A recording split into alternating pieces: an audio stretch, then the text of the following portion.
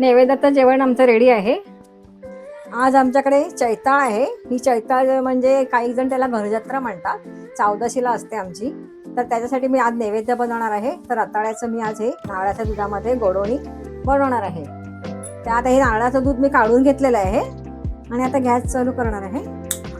Gas चालू करू आणि ह्याच्यामध्ये हा गूळ आणि थोडंसं मीठ घालणार आहे.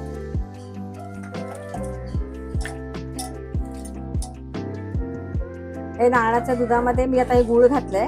हे आता आपण असं ढवळत राहायचंय थोडा गूळ विरघळेपर्यंत. आता मग दूध फाटू शकतं.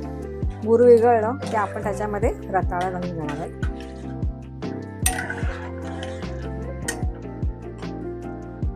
गूळ विरघळत आलेला आहे. आता ह्याच्यामध्ये आपण रताळ्याचे काप घालून घेऊया.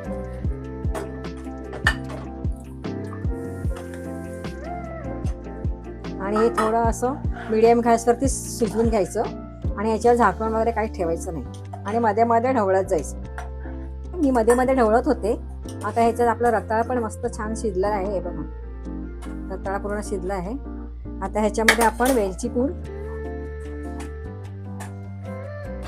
जायफळ पूड घालून घ्यायचे. आपलं नारळाच्या दुधातलं गोडवणी रेडी आहे.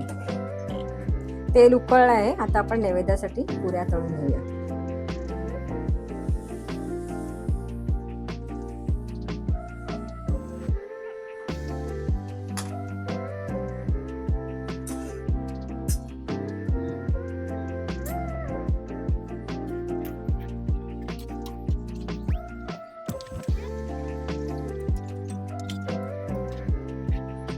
आता आपण वडे करून घेऊया. हे तांदूळ आणि उडीद डाळीचं पीठ आहे. हे मी रात्री कालवून घेतलं होतं आणि आता ह्याचे आपण वडे बनवूया.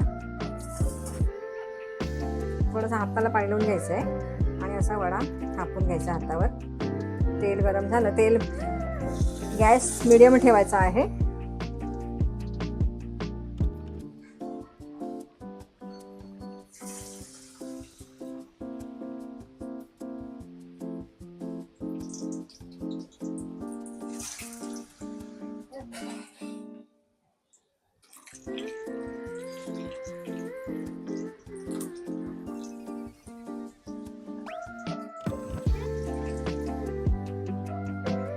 आता हे वडे आपले तळून झालेले आहेत. नैवेद्याचं जेवण आमचं रेडी आहे. आता मी नैवेद्य काढते. हा नैवेद्य बघा, मी हा असा काढते. वडे आणि पुऱ्यांचा नैवेद्य असतो तो आम्ही असा काढतो.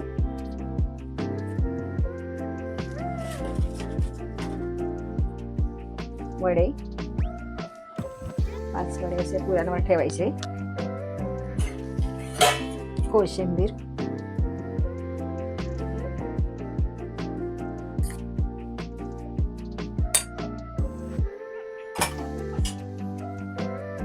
वालवांग्याची भाजी,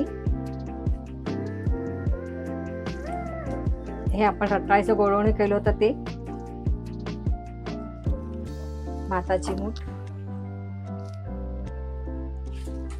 पापड,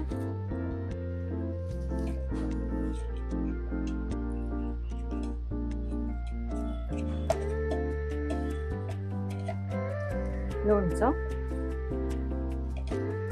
वरण. नैवेद्य हा असा झाकून न्यायचा असतो. आता मी देवाला नैवेद्य दाखवून घेते.